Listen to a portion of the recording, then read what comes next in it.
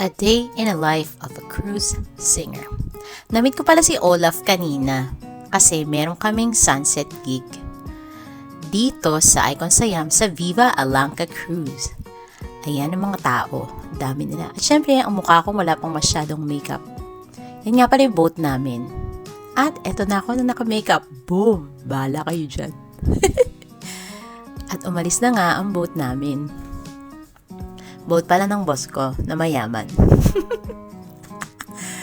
At siya nga pala si Kuya Popo, ang kasama kong gitarista.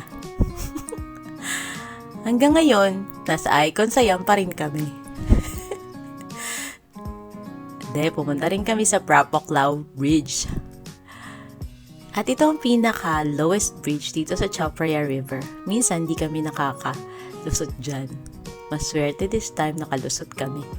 At ayun na nga, meron kami mga Pilipinong guests. Siyempre, alam mo naman mga Pilipino, masayahin. Kaya ayan, todo sayaw sila habang kinakanta ni Kuya ang Awitin Mo at Isasayaw Ko. Ayan ako, para akong Eskimo. Pero LV yan. Siyempre, di yan sa akin. Umaambon kasi, kaya ganyan ang outfit ko. Kailangan may hood, para di magkasakit.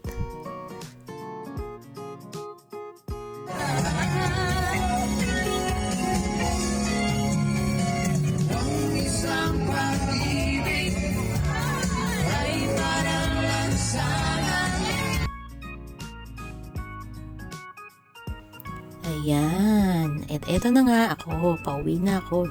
Dito ako bumababa sa Asiatic Riverfront. And until next time guys. Bye!